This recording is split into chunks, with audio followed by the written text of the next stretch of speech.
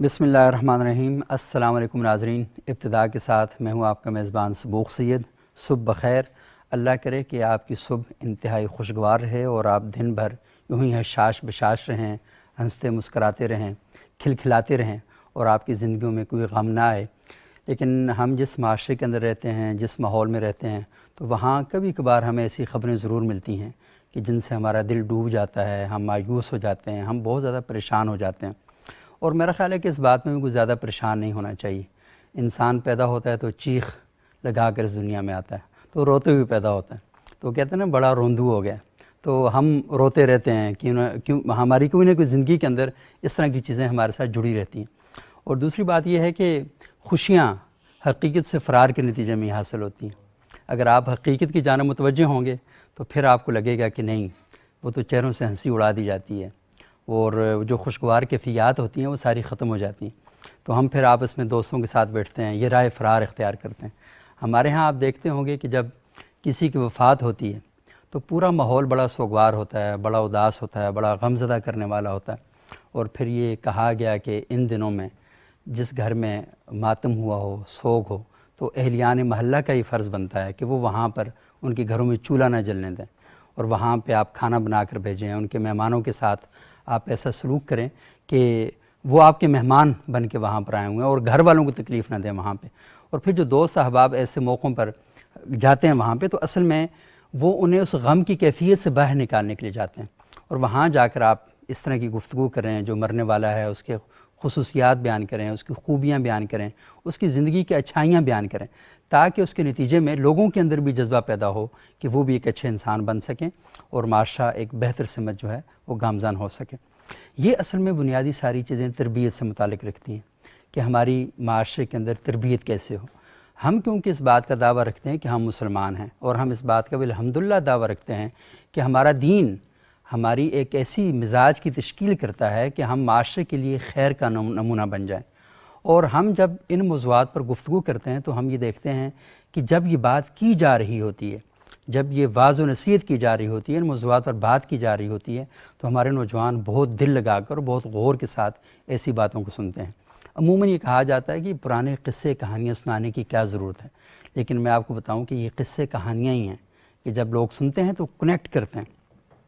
آج ہم بات کرتے ہیں تو اللہ کے رسول نے یہ فرمایا، یہ کچھ 1400 سال پہلے کی بات ہے، لیکن 1400 سال میں کوئی دن اور کوئی رات ایسی نہیں رہی کہ جب اس دنیا میں اللہ کے رسول نے فرمایا کوئی لمحہ اس جملے سے خالی رہا ہو۔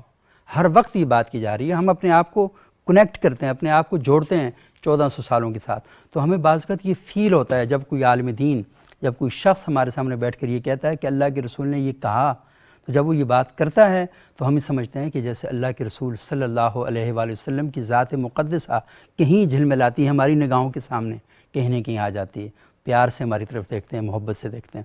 تو یہ اصل میں تربیت ہے۔ ذات رسالت مآب تربیت گاہ کائنات ہے۔ اللہ کے رسول کی آغوش سے جو تربیت نکلتی ہے وہ پوری دنیا کے انسانوں کے لیے ایک بہترین ہدایت کا اہتمام کرتی ہے۔ تو میں نے بہت زیادہ لمبی بات کر لی، لیکن آج ہم جس موضوع پر بات کر رہے ہیں وہ یہ ہے کہ ہم سال کے 12 مہینے ہوتے ہیں، 4 موسم ہوتے ہیں، لیکن کچھ مہینے بڑے خاص ہیں۔ ان مہینوں میں ہم صرف مذہب سے متعلق کی گفتگو کرتے ہیں۔ ہمارے معاشرے میں بہت زیادہ مذہبی تقاریب ہوتی ہیں، ٹی وی چینلز پر ان مذہبی موضوعات پر پروگرام کیے جاتے ہیں، جیسے محرم کا مہینہ ہے، سفر ہے، ربیع الاول، جمادی الثانی، رجب، شعبان، رمضان، ذی الحج۔ یہ سارے وہ مہینے ہیں کہ جن میں ہماری بہت زیادہ ایکٹیویٹیز ہوتی ہیں، اور وہ ساری ایکٹیویٹیز مذہب کے ساتھ وابستہ ہوتی ہیں۔ ہم بہت زیادہ صدقہ خیرات کرتے ہیں، ہم عبادات کرتے ہیں، ہم قبرستانوں میں جاتے ہیں، ہم اپنے گھروں میں محافل کا انعقاد کرتے ہیں، گلی بازار محلہ چوک چوراہے وہاں پر ہم چراغاں کرتے ہیں، ساری چیزیں ہم کرتے ہیں، لنگر بناتے ہیں، نیاز تقسیم کرتے ہیں، لوگوں کو بہت ان کے ساتھ خیر کا معاملہ کرتے ہیں۔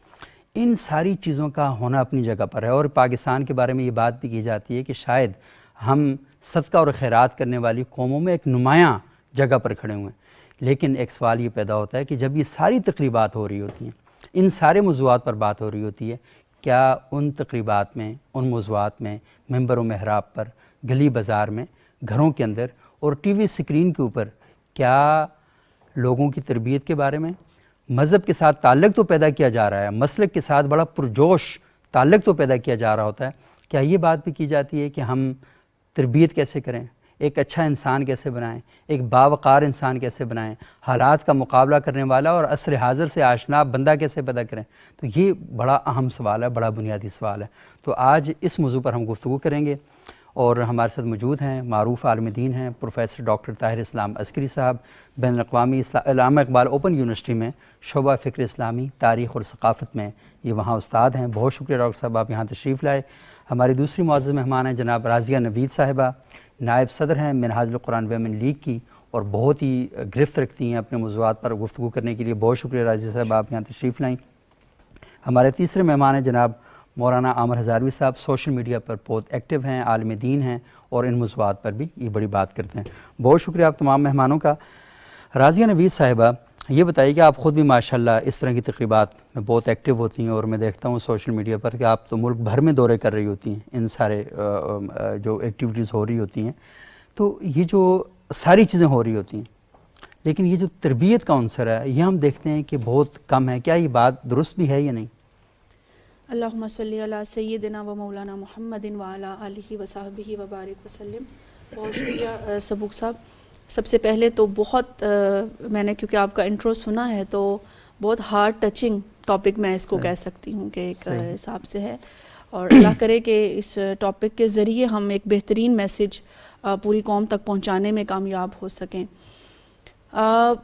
پہلی بات تو یہ کہ یقیناً یوں تو ہمارا دین جو تعلیمات ہمیں دیتا ہے اس کے مطابق اگر دیکھیں تو مومن کی پہچان ہی یہ بتائی گئی کہ اس کا ہر لمحہ گزرے ہوئے لمحے سے بہتر ہوتا ہے۔ مومن ہوتا ہی وہ ہے کہ جس کا کل جو ہے وہ آج سے بہتر ہو، اور جس کا آنے والا کل جو ہے وہ بھی آج سے بہتر ہو۔ یہ ایک پہچان ہے، اور یہ عمل تبھی ایک تدریجی عمل ہے، اور یہ تبھی جاری و ساری رہتا ہے جب اس کے اوپر انسان خوب سوچ و بچار کر کے اور کانشیسلی جیسے ہم کہتے ہیں نا اس کو اپنے اوپر طاری کرتا ہے کہ میرا ہر لمحہ جو ہے وہ پچھلے لمحے سے بہتر ہونا چاہیے۔ اب جہاں تک آپ نے ایک اسپیسیفک کویسچن کیا پروگرامز کے حوالے سے، تو ہمارے ہاں اگر اوورآل میں بات کروں تو حقیقت یہ ہے کہ جس شد و مد کے ساتھ پروگرامز ہوتے ہیں، جس طرح سے پروگرامز ہوتے ہیں، ان کی اگر ہم اثر پذیری دیکھیں تو وہ اس طرح سے نہیں ہے۔ کچھ ریزنز ہیں اس کی جو میرے ذہن میں آتی ہیں۔ سب سے پہلی چیز یہ ہے سبوق صاحب کہ جب تک دین کا کام کرنے والے، جب تک ایک فیملی، جب تک ہمارے انسٹیٹیوشنز، جب تک ہماری ریاست، یہ سب لوگ ایک پیج پر آ کر اس کے لیے ایک شعوری کوشش نہیں کریں گے، تب تک تربیت کرنے میں ہم ناکام رہیں گے۔ گھر کا ماحول کچھ اور کہہ رہا ہوتا ہے، جو شخص تقریر کرنے کے لیے کھڑا ہوا ہے وہ کچھ اور کہہ رہا ہوتا ہے۔ جب ہمارا بچہ اسکول میں جاتا ہے، اسکول کا ماحول اس کو کچھ اور سکھا رہا ہے، ریاست اس کو کچھ اور بتا رہی ہے، باہر کا ماحول اس کو کسی اور طرف کھینچ رہا ہے۔ اب وہ متذبذب ہے، وہ کنفیوز ہے کہ ان میں سے درست بات کر کون رہا ہے، اور مجھے کس کے پیچھے جانا ہے، اور کس طرح سے اپنی جو ایک تربیتی عمل ہے اس کو لے کر چلنا ہے۔ دوسرا ایک نقطہ جو ہے وہ یہ ہے کہ ہم نے تعلیم اور ہم نے تربیت کو جو ہے وہ الگ الگ کر دیا ہوا ہے، حالانکہ تعلیم یافتہ انسان کو تربیت یافتہ انسان بھی ہونا چاہیے۔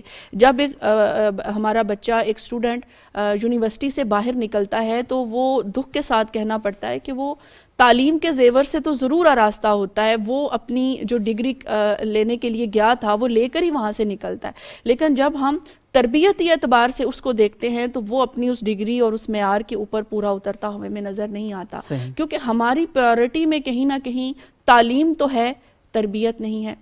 اب اگر اس کا آغاز ہم ایک گھر سے، ایک گھریلو یونٹ سے کریں تو میں یہ سمجھتی ہوں کہ وہ پہلی درسگاہ جس کو ہم ماں کہتے ہیں، سب سے پہلے تو اس کی تربیت ضروری تھی کہ وہ اپنے بچے کو صرف کتابیں پڑھنے تک محدود نہ کرتی، بلکہ اس کے پیدا ہونے سے بھی پہلے آج سائنس کہتی ہے کہ جس ماحول میں اس کی ماں وقت گزارتی ہے وہ ماحول اس پیدا ہونے والے بچے پر اثر انداز ہو رہا ہوتا ہے. تو وہاں پر ایک ماں کو بھی یہ دیکھنا ہے کہ وہ کس حد تک اس نے جو ہے وہ پورا وقت جو تھا اس نے کس طرح کی ایکٹیویٹیز میں گزارا. پھر جب وہ بچہ اس دنیا میں آیا تو اس کو گھر کے اندر تربیتی ماحول کس حد تک مہیا کیا گیا. جیسے میں سمپل سے اگر مثال دوں، اگر ایک والد یا ایک والدہ اس بات کے تو خواہش مند ہیں کہ ان کا بچہ ایک اچھا نمازی بنے، سچ بولنے والا بنے، تو سب سے پہلے ان کو یہ غور کرنا ہوگا کہ ان کی اپنی شخصیت کتنا بڑا اور کتنا مؤثر نمونہ بن کر ان کے بچے کے سامنے کھڑی ہے. ابو جب گاڑی سے کیلا کھا کے چھلکا سڑک پہ پھینکیں گے اور بچے سے کہیں گے کہ بیٹا صاف ستھرے رہنا چاہیے، تو بیٹا تو خود ہی سوچے گا نا کہ ابا کیا کر رہے ہیں اور ہمیں اور مجھے کیا بات پتہ ہے. اور میں اکثر اوقات یہاں اسلام آباد کے اندر بھی اور بہت سے شہروں میں دیکھتا ہوں کہ بہت برانڈ نیو گاڑیاں ہوتی ہیں، آپ یقین مانیں کہ وہ کروڑوں کی گاڑیاں ہیں، ان میں سے کچرا اٹھا کے سڑک پہ پھینکا جاتا ہے. اب میں یہ تو نہیں کہوں گا، آپ نے کہا نا کہ تربیت یافتہ ہونا اور چیز ہے اور تعلیم یافتہ ہونا اور چیز ہے، ان کے پاس بڑی ڈگریاں ہیں، بڑے عہدے ہیں، بڑے منصب ہیں، بڑا پیسہ ہے، تبھی تو اتنی بڑی گاڑی خریدی ہے نا. تو آپ یہ دیکھتے ہیں کہ ہمارے گاؤں دیہات ہیں، آپ یقین مانیں یہ مری وغیرہ ادھر مختلف گلگت بلتستان میں گاؤں دیہاتوں میں آپ چلے جائیں، اتنے صاف ستھرے، غربت ہے، در و دیوار سے غربت جھلکتی ہے، لیکن صفائی اور نفاست بھی نا انہی دیواروں سے ہمیں دکھائی دیتی ہے. آداب سیکھے انہوں نے بیسیکلی. اور وہ مختصر سا میں سبوق بھائی اس میں تھوڑا سا ایڈ کروں گی کہ میں یہ تو نہیں کہتی کہ جو ہم پیغام ممبر و محراب سے لوگوں تک پہنچا رہے ہیں اس میں ہم 100% ناکام ہیں. یقیناً ہر جگہ کچھ افراد کی ایسی ریشو، ایسی تعداد موجود ہوتی ہے جو اس پیغام سے متاثر ہوتی ہے، فالو کرتی ہے، اپنی زندگیوں میں تبدیلی لے کر آتی ہے. اب جیسے دیکھیں نا، ایک واقعہ میں بیان کرتی ہوں کہ صحابہ کرام رضوان اللہ علیہم اجمعین جب سرکار دو عالم صلی اللہ علیہ وسلم کی بارگاہ میں بیٹھتے تو عرض کرتے یا رسول اللہ صلی اللہ علیہ وسلم ہماری بڑی عجیب کیفیت ہوتی ہے جب ہم آپ کے ساتھ آپ کی صحبت میں بیٹھتے ہیں، لیکن جب ہم یہاں سے اٹھ کر جاتے ہیں تو اس کیفیت میں ایک تبدیلی آ جاتی ہے، یعنی وہ والی کیفیت نہیں ہوتی جو آپ کی صحبت میں ہمیں ملتی ہے. تو آپ صلی اللہ علیہ وسلم نے فرمایا اگر وہی کیفیت تمہاری ہر وقت تمہارے اوپر طاری رہے تو پھر جو کار دنیا ہے وہ تم اس کو اس طرح سے ادا نہیں کر پاؤ گے. اس بات کو بیان کرنے کا مقصد صرف اتنا ہے کہ جب ہم مجالس میں بیٹھتے ہیں، محافل میں بیٹھتے ہیں، کسی کو گفتگو کرتے سنتے ہیں تو یقیناً ہم اس کی گفتگو سے متاثر ہوتے ہیں، اپنے اندر ایک عہد بھی کرتے ہیں کہ ہم اپنے آپ کو تبدیل کرنے کی کوشش کریں گے، یہ فلاں نے جو بات ہمیں بتائی ہم اس پر عمل کریں گے. لیکن جب ہم اس جگہ سے باہر نکلتے ہیں اور پھر ہمارے ارد گرد کا ماحول اور پھر جب ہمارا رابطہ بھی ٹوٹ جاتا ہے ایسے ایونٹس سے، ایسی محافل سے، ایسی یوں سمجھے آپ کلاسز کہہ لیں جہاں پہ ہم باقاعدہ دین کا علم نہیں سیکھتے، تو وہ آہستہ آہستہ اس کا اثر ختم ہوتے ہوتے پھر ہم اسی سٹیج پر پہنچ جاتے ہیں کہ وہی معاشرے کا ایک عام سا بندہ بن کے ہم اپنی زندگی گزارنا شروع کر دیتے ہیں. یہ معاشرے کا میرا خیال ہے کہ عام بندہ بننا اور زندگی گزارنا یہ بڑا اہم ہے، لیکن بنیادی سوال تو یہ ہے کہ آپ جس معاشرے کے اندر رہ رہے ہیں وہاں پر کچھ ایسی چیزیں جیسے اعمال سیئہ، یعنی برے اعمال جو ہیں نا، وہ برے اعمال کیا ہیں؟ مطلب پیسہ کمانا کوئی بری بات نہیں ہے، بالکل ٹھاٹ باٹ سے رہنا بھی کوئی بری بات نہیں ہے، فیشن کے مطابق لباس پہننا بھی کوئی بری بات نہیں. اصل چیز یہ ہے کہ وہ جو لباس آپ پہن رہے ہیں وہ حلال کا ہے یا حرام کا ہے، وہ آپ نے جائز پیسوں سے خریدا ہے ناجائز پیسوں سے خریدا ہے. اور جو آپ کیا کہتے ہیں پیسہ کما رہے ہیں، پیسہ کمانا اپنی ذات میں کوئی برا نہیں ہے. اصل چیز تو یہ ہے کہ یہ جو باتیں ڈاکٹر طاہر اسلام عسکری صاحب، یہ ہم دیکھتے ہیں کہ یہ بہت کم بتائی جاتی ہیں. مثال کے طور پر ایک دین کی محفل ہے، چراغاں کرنے کے لیے کھمبے سے ہم نے لائٹ اتار کے لگائی ہوئی ہے، چوری شدہ لائٹ سے ہم اللہ کے رسول کی محبت کا سمجھتے ہیں کہ ہم مظاہرہ کر. بالکل صحیح. یہ اب آپ نے وہ صحیح اس جگہ پہ ہاتھ رکھا جو کہ جہاں پانی مرتا ہے. صحیح. یعنی دو چیزیں ہیں، ہمارا جو واعظ ہے، ہمارا خطیب ہے، ہمارا جو مقرر ہے، ٹی وی کا اینکر بھی، وہ تمام لوگ، استاد بھی اس میں شامل کریں جو بھی اپنے آپ کو مربی اور واعظ و ارشاد سے منسلک کرتے ہیں اور سمجھتے ہیں، اور ان میں بہت اچھے لوگ بھی ہیں، لیکن مجموعی طور پہ ہم ایک بات کر رہے ہیں جو انحطاط ہے. ایک تو ان کا جو کنٹینٹ ہے وہ بھی اس وقت جو ہے وہ کافی حد تک irrelevant ہے، اس میں اتھینٹسٹی بھی نہیں ہوتی، اس میں معاشرے کی جو اس وقت مسائل ہیں، ضروریات ہیں، ان میں کوئی بات نہیں ہوتی۔ ابھی آپ نے صفائی کی بات کی ہے، تو یہاں اسلام آباد کے در و دیوار آپ دیکھ لیجئے، آپ یہ اپنا فیض آباد چلے جائیے، صحیح کیا صورتحال ہے، سیکٹروں کے اندر گلیوں میں چلے جائیے، گٹر ابل رہے ہیں، سڑکیں ٹوٹی ہوئی ہیں، کوڑا بکھرا ہوا ہے۔ یہ موضوع دین کا موضوع ہے، یہ ممبر سے بیان ہونا چاہیے صحیح کہ میں اپنے گھر کی صفائی کر کے کوڑا میں مجھے کہاں پھینکنا ہے یہ مجھے عالم بتائے، اور یہ نبی کریم صلی اللہ علیہ وسلم کی سیرت اور سنت اور حدیث کی روشنی میں بتائے، قرآن کریم کی روشنی میں بتائے۔ وَثِيَابَكَ فَطَهِّرْ وَالرُّجْزَ فَاهْجُرْ، تو وہ یہ بتائے کہ اپنے لباس کو اور اپنے مقام کو صاف ستھرا رکھنا ہے۔ ان آیات کا ترجمہ بھی جی، وَثِيَابَكَ فَطَهِّرْ، اپنے لباس کو صاف ستھرا رکھیں، وَالرُّجْزَ فَاهْجُرْ، اور جو گندگی ہے، پلیدی ہے، نجاست ہے، اس کو چھوڑ دیجئے، اسے دور ہو جائیے۔ تو اگر دور پھینک کے آئیے، دور پھینک، اب یہ تو نہیں ہے کہ میں وہ کر کے اپنے ساتھ والے گھر کے سامنے پھینک دوں یا گلی کے کونے پہ جا کے پھینک دوں، تو میں دور تو نہ ہوا، میں نے تو سب کو اس کے قریب کر دیا۔ تو یہ جو ہماری دعوت کا کانٹینٹ ہے اس میں تبدیلی لانے کی ضرورت ہے۔ معاشرتی موضوعات، میں عرض کرتا ہوں کہ صحت کے بارے میں ہمیں ہمارا عالم بتائے کہ ہمیں کھانا کیسے کھانا ہے، کتنا کھانا کھانا ہے، ہمارے دن کے اندر کھانے کی ترتیب کیا ہونی چاہیے، ہمیں اپنی صحت کا کیسے خیال رکھنا ہے، یہ رسول اللہ صلی اللہ علیہ وسلم کی سنت سے بتائے۔ آپ کتنا کھاتے تھے، کیا چیز کھاتے تھے۔ ڈاکٹر آپ کو پرہیز بتایا گیا نا، وہ تو ڈاکٹر بس ہم تب جاتے ہیں جب بیمار ہوتے ہیں، وہ تو بیمار ہو ٹھیک ہوتے ہیں تو عالم کے پاس جاتے ہیں نا۔ تو عالم کا بھی، عالم دلوں کا بھی طبیب ہے، اور دین کے اندر تو سب ہے نا، یہ جسمانی شفا بھی ہے، روحانی بھی ہے۔ میں عرض یہ کر رہا ہوں کہ معاشرتی مسائل، ہمارے نوجوان کے مسائل، ہمارے شادی بیاہ کے مسائل ہیں، ہمارے گھروں کے اندر یہ جو جھگڑے چپکلشیں ہیں، یہ جو کاؤنسلنگ ہے یہ عالم کریں، یہ ہمارا مسجد کا امام کرے، ہمارا خطیب کرے، واعظ کرے۔ وہ ان موضوعات کو تو موضوع نہیں بناتے، تو وہ فضائل اور فضائل میں بھی وہ مطلب اس کی کوئی حد و حساب ہی نہیں، ہر طرح کے رتب و یابس کو وہ بیان کرتا ہے، واہ واہ ملے، کیونکہ اس میں عمل زیادہ کرنا نہیں ہے، یا ہے بھی تو وقتی ہے۔ جیسے ابھی آپ اشارہ کر رہے تھے چراغاں کرتے ہیں، تو وہ تصور کیا بن گیا کہ اگر میں ایک رات ایک مہینے میں کر لوں، شب معراج کی عبادت کر لوں، یا میں جو ہے وہ شب قدر کی کر لوں، یا اور اس طرح کے جو کچھ راتیں ہیں، تو ان میں کر لوں، ایک آدھ روزہ رکھ لوں، محرم آ گیا تو اس میں وہ سبیل لگا لوں اور وہ میں حلیم پکا کے کر دوں، یہ کام تو برے نہیں ہیں اپنی ذات میں، کوئی عبادت کرنا یا صدقہ کرنا، لیکن ہم نے محدود کر دیا یہیں تک۔ اور یہ کس نے ہمیں ذہن دیا؟ ہمارے واعظ نے۔ اس نے دین کی ایک پوری جو ایک تصویر تھی جامع، وہ پیش ہی نہیں کی۔ اس میں ہمارے معاشرے کے مسائل، ہمارے اخلاق کے مسائل، ہمارے سماجی مسائل، ہمارے گھریلو مسائل، ہماری تعلیم اور تربیت کے مسائل، ہمارے بچوں کی تربیت، ہمارے نوجوان کی تربیت، تو یہ چیزیں نہیں ہیں۔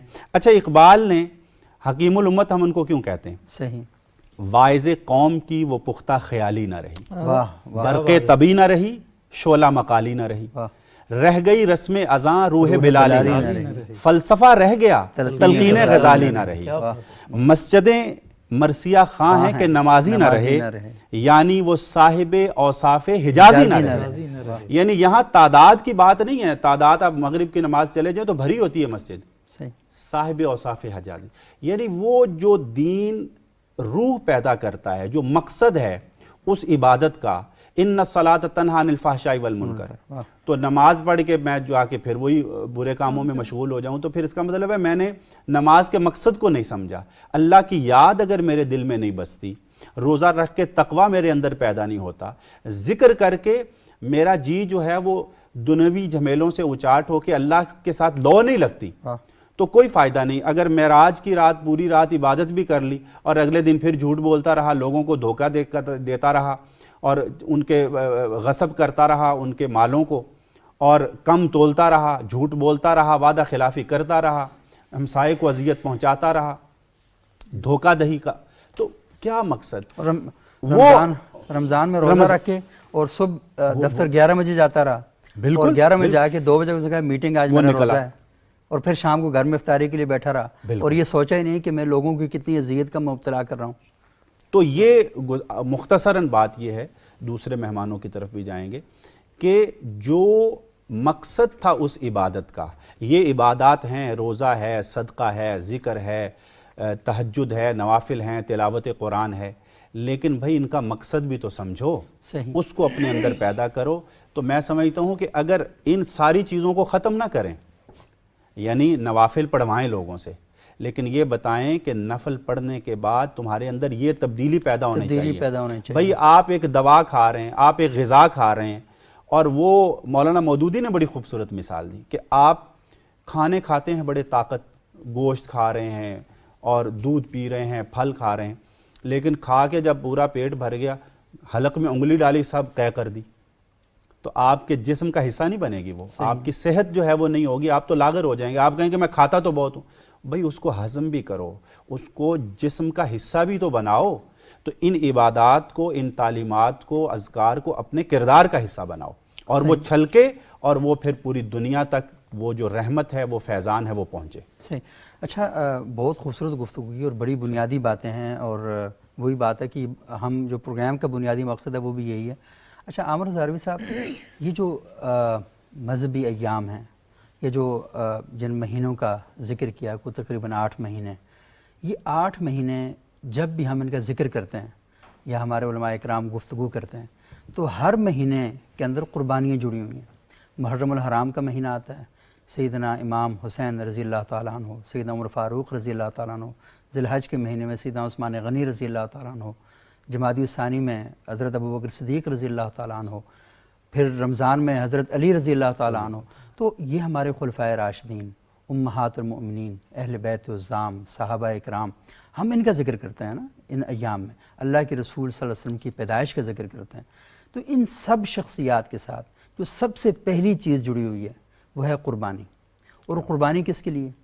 انسانیت کے لیے, انسانیت کے وقار کے لیے, معاشرے میں امن و سکون کے لیے, ظلم کے خلاف کھڑے ہونے کے لیے, مظلوم کو توانائی اور طاقت فراہم کرنے کے لیے. تو آپ تھوڑا سا یہ بتائیں کہ یہ جو قربانی کا جو بنیادی تصور ہے, فلسفہ ہے, یہ ممبر و محراب سے بیان تو ہوتا ہے, لیکن حضرت نے کہا نا کہ وہ حلق سے نیچے نہیں اترتا, وہ قے کر دیتے ہیں. کیوں ایسا ہوتا ہے؟ اصل چیز یہ ہے نا کہ ہمارا جو مذہب, ممبر پہ بیٹھنے والا جو شخص ہے وہ بات کیا کر رہا ہے, وہ معاشرے کی طرف آ رہا ہے یا نہیں. آپ کو یاد ہوگا کہ ایک کانفرنس تھی جس میں اپنا فوجی بھائی بھی تھے, سیاستدان بھی تھے, مذہبی لوگ بھی تھے, آرٹسٹ بھی تھے, بیٹھک ہوئی تھی ایک. تو اس وقت میں نے مولانا شیرانی صاحب تھے اور قبلہ یاز صاحب تھے, میں نے یہ سوال بھی کیا تھا کہ آج کے دور میں مذہب معاشرے پہ کتنا اثر ڈال رہا ہے, کتنا فائدہ مند ہے. آج لوگ یہ سوال اٹھاتے ہیں. آپ جب وہی روایتی باتیں کرتے ہیں, آپ دیکھیں کہ ہمارے ٹی وی پروگرام ہیں اب لوگ نہیں دیکھتے. میرا خود اتنا ٹائم ہو گیا ہے کہ میں یہ کہتے ہیں جی پرائم ٹائم کا شو ہے, ہم نہیں دیکھتے. ڈرامے تو دیکھتے ہیں لیکن یہ شو نہیں دیکھتے. 3 لوگوں کو آپ نے بٹھا کے لڑا دیا, وہ ڈرامے سے زیادہ بہتر سبق حاصل کرتے ہیں. ہاں, دوسری جگہ دوسرا چینل بدلیں آپ, وہاں آپ نے 3 لوگوں کو بٹھایا, آپس میں لڑا دیا ریٹنگ کے لیے. اگلا چینل بدلیں, ہمارے پرائم ٹائم کے آپ شو دیکھ لیں, وہاں لڑائی جھگڑا اس کی بات ہی اور کوئی نہیں ہوگی. ہمارے ممبر پہ بیٹھنے والے جو لوگ ہیں وہاں بھی یہی مسئلہ ہے. چند لوگ ہیں جنہوں نے اس طرف توجہ کی. جب میں کہتا ہوں نا کہ بھئی میری ترجیح مسجد ہی بنانا ہے, مدرسہ ہی بنانا ہے, یہ غلط نہیں ہے, یہ بالکل ہونا چاہیے, یہ اسلام میں ہے, اسلامی تعلیمات ہیں. لیکن ساتھ کسی غریب کا گھر بھی بنانا ہے. جب آپ کہتے ہیں کہ مدرسے کے اندر پڑھنے والے بچے کے لیے چندہ ہونا چاہیے, اسے کھانا کھلانا چاہیے, تو ساتھ باہر جو آپ کا پڑوسی ہے اس کا بھی آپ کو خیال رکھنا چاہیے. اگر آپ کے گھر میں اچھا کھانا پک رہا ہے, پڑوسی کے گھر میں اچھا کھانا نہیں پک رہا, اس کی بو بھی اس تک نہیں جانی چاہیے. آپ اپنے چھلکے گلی میں نہ پھینکے کہ باہر کسی بندے کو تکلیف ہو, غریب بندے کو تکلیف ہوگی. پہلی چیز یہ ہے کہ ہماری ترجیحات کیا ہونی چاہیے. ہمارے مسلکی جنگ سے ہٹ کے ہمارا معاشرہ کیسے آپ نے تعمیر کرنا ہے, معاشرے میں کردار کیا ہونا چاہیے. آپ دیکھیں کہ ہم رسول اللہ صلی اللہ علیہ وسلم کے امتی ہیں, ہم نے ان کا کلمہ پڑھا ہے, ہم ان کے پیچھے چلتے ہیں. آپ صلی اللہ علیہ وسلم نبوت سے پہلے بھی معاہدہ حلف الفضول جو ہمارے سامنے ہے, وہ رسول اللہ اپنا کردار ادا کرتے نظر آتے ہیں. اور وہ کردار کیا تھا کہ ہم نے ظالم کے خلاف کھڑے ہونا ہے اور مظلوم کا ساتھ دینا ہے. ظالم میرے قبیلے سے بھی ہو سکتا ہے اور مظلوم کسی دوسرے قبیلے سے بھی ہو سکتا ہے. آپ صلی اللہ علیہ وسلم نبوت سے پہلے بھی لوگوں کی مدد کیا کرتے تھے، بوجھ اٹھایا کرتے تھے۔ آپ نے جب نبوت کا اعلان کیا تو حضرت ختیجہ نے آپ صلی اللہ علیہ وسلم کو جو حوصلہ دیا اور جو آپ کی صفات گنوائی تھی وہ کیا تھیں کہ اللہ آپ کو ضائع نہیں کرے گا، آپ صلہ رحمی کرنے والے ہیں، آپ مہمان نواز ہیں، بھوکوں کو کھانا کھلاتے ہیں، بوجھ اٹھاتے ہیں۔ اب یہ ساری جتنی چیزیں ہیں یہ سوسائٹی کے ساتھ تعلق رکھتی ہیں، اور یہ تعریف بھی بیوی کر رہی ہے۔ اگر کوئی شخص معیار میں کتنا اعلیٰ ہے، 3 لوگ اگر اس کی گواہی دیں تو وہ واقعی وہ معیار میں اعلیٰ ہوتا ہے۔ دوست اگر دوست کے بارے میں کہہ دے کہ یار میرا دوست بہت ٹھیک ہے تو واقعی وہ ٹھیک ہوتا ہے۔ رسول اللہ صلی اللہ علیہ وسلم کی تعریف حضرت ابوبکر صدیق نے کی تھی، وہ دوست تھے، کہا ٹھیک ہے۔ بیوی حضرت ختیجہ ہیں اور وہ کہہ رہی ہیں کہ نہیں اللہ آپ کو ضائع نہیں کرے گا، آپ میں یہ صفات ہیں۔ اور ماتحت اگر تعریف کر دے، حضرت زید بن حارثہ وہ غلام تھے، انہوں نے اپنے ماں باپ چھوڑ دیے تھے لیکن رسول اللہ صلی اللہ علیہ وسلم کا ساتھ دیا تھا۔ اب جس نبی کا ہم کلمہ پڑھتے ہیں، جس نبی کے پیچھے ہم چلتے ہیں، وہ نبی اس کی بیوی تسلی دیتے ہوئے کہ اللہ آپ کو ضائع نہیں کرے گا، آپ صلہ رحمی کرنے والے ہیں، آپ بوجھ اٹھانے والے ہیں۔ ممبر پہ بیٹھا ہوا شخص یہ دیکھے کہ بھئی میں اس معاشرے کا کتنا بوجھ اٹھا رہا ہوں، میں اس پہ بوجھ بنا ہوا ہوں یا بوجھ اٹھا رہا ہوں، یہ دیکھنا چاہیے۔ اور دوسرا، آپ کسی کے ساتھ مدد کرتے ہیں، کسی کے ساتھ رحم دلی کرتے ہیں۔ ایک صحابی آئے آپ کے پاس، یا رسول اللہ میرا دل سخت ہے، مجھے کیا کرنا چاہیے؟ تو آپ صلی اللہ علیہ وسلم نے فرمایا کہ بھوکے کو کھانا کھلاؤ اور یتیم کے سر کے اوپر ہاتھ پھیر دو۔ یہ دل بھی آپ کا نرم ہو رہا ہے۔ ایک بچہ آیا تو وہ اپنی ماں کے لیے کچھ کھانا مانگنے کے لیے، تو وہ چچا کے پاس گیا تو انہوں نے کہا ہمارے حالات ٹھیک نہیں ہیں، ہم نہیں دے سکتے۔ تو کسی نے بتایا کہ آپ حضور کے پاس جائیں، وہاں آپ کو مل جائے گا آپ کو جو چیز جو آپ کی حاجت ہے۔ تو وہ رسول اللہ صلی اللہ علیہ وسلم کے پاس آیا تو بچے نے آ کہا کہ میں نے کلمہ نہیں پڑھنا، مجھے اپنی ماں کے لیے کھانا چاہیے اور کچھ کپڑے وغیرہ چاہیے، لیکن میں کلمہ نہیں پڑھوں گا، جو آپ دعوت دیتے ہیں وہ میں نہیں مانوں گا، مجھے ماں نے منع کیا تھا۔ تو رسول اللہ نے کپڑے بھی دے دیے، کھانا بھی دیا۔ تو بچہ جب لے کے گیا تو ماں نے پوچھا کہ کہاں سے لائے ہو؟ کہا جی وہ حضور سے لایا ہوں، لیکن میں انہوں نے کہا ہے کہ میں نے کلمہ نہیں پڑھنا، ماں نے روکا ہوا ہے۔ ہاں مجھے ماں نے روکا ہوا ہے۔ تو ماں نے کہا کہ جو بھوکوں کو کھانا کھلائے اور بے لباس لوگوں کو لباس دے، اس کا کلمہ پڑھ لینا چاہیے۔ تو جہاں آپ کی دعوت ہے، جہاں آپ دعوت دے رہے ہیں، دعوت کے ذریعے کسی کو اسلام کی طرف لے کے آ رہے ہیں، وہاں اگر آپ کسی کو کھانا کھلا رہے ہیں، وہاں آپ کسی کے ساتھ اچھائی کر رہے ہیں، وہاں آپ کسی کے ساتھ میٹھا بول رہے ہیں، تو آپ اس کو اسلام کی طرف لے کے آ رہے ہیں اور اسلام کا ایک رخ اس کو دکھا رہے ہیں۔ بہت خوبصورت بات کیا مرزا صاحب آپ نے۔ اور جب آپ یہ گفتگو کر رہے تھے تو میں دیکھتا ہوں کہ ہمارے جو صوفیاء کا اسلوب تھا وہ ایسا ہی تھا کہ ان کے دسترخوان صدیاں گزر گئی ابھی بھی جاری ہیں، ایسے ہی۔ اور وہاں پر جو بندہ بیٹھ کے کھانا کھا رہا ہوتا ہے نا، وہ دائیں والے سے نہیں پوچھتا کہ تمہارا مسلک اور عقیدہ کیا ہے، وہ بائیں والے سے نہیں پوچھتا کہ تمہارا مذہب اور علاقہ کون سا ہے، سامنے والے سے نہیں پوچھتا تمہاری زبان اور جغرافیہ کیا ہے۔ وہ آتے ہیں، بھوکے بیٹھتے ہیں، عقیدے نہیں پوچھتے۔ اگر آپ سوسائٹی میں آئیڈیل لوگوں کے واقعات نہیں سنائیں گے تو پھر کن کے واقعات سنائیں گے؟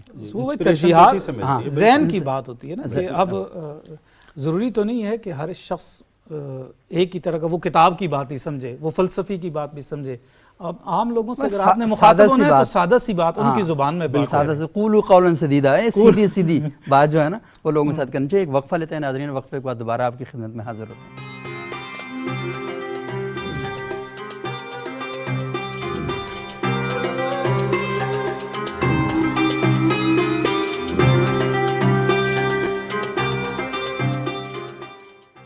ناظرین وقفے کے بعد ایک بار پھر پروگرام میں خوش آمدید۔ آج ہم گفتگو کر رہے ہیں کہ پاکستان میں مذہبی پروگراموں کی بہتات ہے۔ کوئی دن ایسا نہیں گزرتا جب چوکوں میں، چوراہوں میں، مساجد کے باہر بڑے بڑے قد اعظم اتنے بڑے اشتہار لگے ہوتے ہیں کہ فلانی کانفرنس ہو رہی ہے، تصویریں ہوتی ہیں اس کے اوپر، محافل کی ایک سیریز چلتی ہے، اور علماء کے پاس بھی، نعت خواں حضرات کے پاس بھی، اور ان لوگوں کو وقت نہیں ہوتا، ان سے وقت لینا پڑتا ہے۔ جب ان سے وقت لینے کے لیے جاتے ہیں نا تو وہ کہتے ہیں نہیں آج بھی مصروف ہوں، آج بھی مصروف ہوں، آج بھی مصروف ہوں۔ وہ 3 مہینے بعد کی جا کے تاریخ دیتے ہیں کہ ہم آپ کے پروگرام میں 3 مہینے بعد آ سکتے ہیں، اور پھر بڑی ڈیمانڈ وغیرہ بھی کرتے ہیں کہ ہم آئیں گے تو پھر یہ بھی ہوگا، ہم آئیں گے تو پھر یہ بھی کرنا پڑے گا۔ لیکن ہم یہ کہہ رہے ہیں کہ یہ ساری چیزیں کیا انٹرٹینمنٹ ہیں یا کوئی ایسا مقصد ہے کہ جس کے نتیجے میں ان محافل کو، ان تقریبات کو کر کے ہم کوئی مقصد پانا چاہتے ہیں؟ ہم اپنے معاشرے کا وہ کھویا ہوا مقام اور وقار دوبارہ حاصل کرنا چاہتے ہیں۔ تو آج ہم اس موضوع پر گفتگو کر رہے ہیں۔ مارچ کا مہینہ ہے، مارچ کے مہینے میں عورت مارچ بھی ہوتا ہے، اور ہم یہ دیکھتے ہیں کہ پاکستان کی خواتین سڑکوں پہ نکلتی ہیں، وہ احتجاج کرتی ہیں کہ ہمیں ہمارے حقوق دیے جائیں۔ اس بات سے قطع نظر کہ ان کے جو حقوق ہیں وہ کیا ہیں، کیا ہونے چاہیے، لیکن ہم نے یہ دیکھا کہ ممبر و محراب پر خواتین کے حوالے سے گفتگو بہت ہی کم کی جاتی ہے۔ بتایا نہیں جاتا کہ جب شادی ہو تو نئی زندگی کا آغاز کیسے کرنا چاہیے، بیوی کے ساتھ حسن سلوک کیسے رکھنا چاہیے، اور رسول اللہ صلی اللہ علیہ وآلہ وسلم کیا خوبصورت بات کی، وہی کر سکتے تھے، ان کے علاوہ بہت ہی مشکل تھا کوئی کرتا۔ انہوں نے فرمایا کہ خیرکم لأہلی وانا خیر لأہلی، اپنی جو اہل خانہ ہیں ان کے ساتھ انتہائی بہتر سلوک کرو، اور میں اپنے اہل خانہ کے ساتھ انتہائی بہترین سلوک کرتا ہوں۔ تو اگر ہماری زندگیوں کے اندر ہمارے ممبر و محراب سے اس حدیث مبارکہ کی گونج ہوتی، یہ صدا بار بار سنائی دی جاتی، تو شاید احتجاج کرنے والے بھی اس طرح احتجاج نہ کرتے۔ تو کہیں اپنے گریبان میں بھی تھوڑا بہت جھانکنا چاہیے۔ اعتراض کرنے والے آتے رہیں گے، وہ اعتراض کرتے رہیں گے، لیکن ہمیں غور کرنا چاہیے کہ کہیں ہمارے اندر بھی کوئی مسئلہ ہے یا نہیں ہے، کہیں یہاں پر بھی بات وراثت کی جو بات ہے وہاں پر ہم دیکھتے ہیں کہ یہ بات بہت کم ممبر و محراب سے کی جاتی ہے۔ اور میں بتاؤں کہ کچھ علاقے تو ایسے ہیں کہ جہاں پر باقاعدہ اس عمل کو سپورٹ کیا جاتا ہے ممبر و محراب سے۔ یہ معاملہ کلچر کا، یہ مذہب کا نہیں ہے۔ مذہب ہمیں بالکل کلیئر کٹ بتاتا ہے کہ اپنی بیٹیوں کے، ماں کے، بیوی کے، بیوہ کے، سب کے حقوق ہیں، وراثت میں حصہ ہے ان کا۔ کلچر ہمیں روکتا ہے۔ راضیہ نوید صاحبہ بہت ہی زبردست بات آپ تینوں حضرات نے کی، اور یقین مانیں مجھے تو یہ نہیں لگتا کہ میں ٹی وی کے اس میں بیٹھا ہوں، یہ ہم ڈرائنگ روم میں بیٹھے ہیں، یہ ہمارے گھر کا ڈرائنگ روم ہے، ہم وہاں پر بیٹھ کر اسی طریقے سے بات کرتے ہیں کہ باری باری سب بات کرتے ہیں، اپنی پوری بات کرتے ہیں، پورا موضوع کے ساتھ بات کرتے ہیں۔ یہ جو ایشو ہے خواتین کے حقوق سے متعلق، اور خاص کر اپنے گھر کے اندر، مجھے بتائیں کہ یہ بات کیوں ہمارے مذہبی رسائل اور جرائد پہ زیر بحث نہیں آتی، ٹی وی چینل پر نہیں آتی، ممبر و محراب پر نہیں آتی؟ اللہ کے رسول کیا جب ہم پیدائش کا دن مناتے ہیں تو ہم کیوں نہیں بتاتے کہ اللہ کے رسول گھر میں کیسے تھے؟ عورت کے وجود کے بغیر تو کسی بھی صورت کائنات کا نظام ہی مکمل نہیں ہوتا۔ وجود زن سے ہے تصویر کائنات میں رنگ۔ اور پھر آپ دیکھیں کہ نبی اکرم صلی اللہ علیہ وآلہ وسلم نے جس معاشرے کے اندر آپ تشریف لائے تھے اس میں عورت کس قدر پسی ہوئی تھی۔ آپ صلی اللہ علیہ وآلہ وسلم وہ پہلی اور واحد شخصیت ہے جنہوں نے سب سے پہلے عورت کو اس کے حقوق کا احساس دلایا، حقوق عطا کیے، اور اس کے لیے یعنی وہ عورت جو بالکل پستی میں تھی نا، اس کو ایک معراج، عزت کی، احترام کی ایک معراج عطا کی ہے۔ اب حقیقت یہ ہے کہ دین کبھی بھی رکاوٹ نہیں ہے عورت کو اس کے حقوق دینے میں، وہ تو سب سے بڑھ کر دے رہا ہے۔ دیگر مذاہب کے اندر عورت کے حقوق کا تصور ہی نہیں تھا جب اسلام حقوق دے رہا تھا، تقسیم کر رہا تھا اس کے اندر۔ ایکچول مسئلہ یہ ہے کہ ہم نے دین کی تعلیمات کو کتنے فیئر انداز میں اور کتنے آنیسٹ وے میں لوگوں تک پہنچانے کی کوشش کی ہے۔ اس میں ہم میں سمجھتی ہوں کہیں ڈنڈی بھی ماری اور کہیں پر ہم تھوڑی مار بھی کھا گئے۔ یہی وجہ ہے کہ اعتراض تبھی اٹھتا ہے جب کہیں نہ کہیں کوئی اس کے لیے گنجائش چھوڑی جاتی ہے۔ آج جو بھی طبقہ سڑک پر نکلتا ہے، عورت کے حقوق کی بات کرتا ہے یا کہتا ہے ہمیں نہیں مل رہا، تو اس کا مطلب یہ ہے کہ ہم نے کہیں نہ کہیں کوئی ایسا سوراخ خالی چھوڑ دیا ہے، حقوق کے دینے میں کمی چھوڑ دی ہے، فرائض کے ادا کرنے میں کمی رہی ہے۔ اسی وجہ سے کسی باہر والے کو آج موقع مل رہا ہے کہ وہ آ کر ان چیزوں کے اوپر اعتراض کرے، تنقید کرے۔ تو میں یہ سمجھتی ہوں کہ جہاں تک ممبر و محراب کی بات ہے وہاں پر بھی، جہاں تک پروگرامز کی بات ہے وہاں پر بھی، جہاں تک میڈیا کے حوالے سے بات ہے وہاں تک بھی، اور پھر میں اشارہ کروں گی کہ جہاں پر بات ہے ایک فیملی کی، اس فیملی کے اندر بھی بہت ضروری ہے کہ اپنے بچوں کو ہم یہ چیز سکھائیں کہ دین کا اخلاقی پہلو کیا ہے، دین سیرت کی تعمیر کس طرح سے کرتا ہے، دین کردار کس طرح سے بناتا ہے۔ کیونکہ ہم اپنے بچے کو نمازی اور قرآن کی تلاوت کرنے والا تو بنا رہے ہیں، لیکن قرآن کہہ کیا رہا ہے، قرآن اس سے ڈیمانڈ کیا کر رہا ہے، قرآن اس کو کیسا انسان، کیسا مسلمان اور پھر مومن کیسا دیکھنا چاہتا ہے، یہ ہم ناکام ہو رہے ہیں اس کو بتانے میں۔ اچھا عسکری صاحب، یہ جو بات ہے بنیادی، دیکھیں ہم چاروں لوگ یہاں پر بات کر رہے ہیں اور ہم یہ بات کریں یہ بھی ہونا چاہیے، یہ بھی ہونا چاہیے، یہ بھی ہونا چاہیے، اور ہم یہ کہہ رہے ہیں کہ یہ ہمیں بتایا نہیں جا رہا، تو یہ بتانے والے کو کون بتائے کہ بھائی یہ بھی بتایا کرو؟ تین پہلو ہیں اس کے. صحیح. ایک مسئلہ ہے ہماری دینی تعلیمات کا. صحیح. اور ان کے ابلاغ کا. بالکل.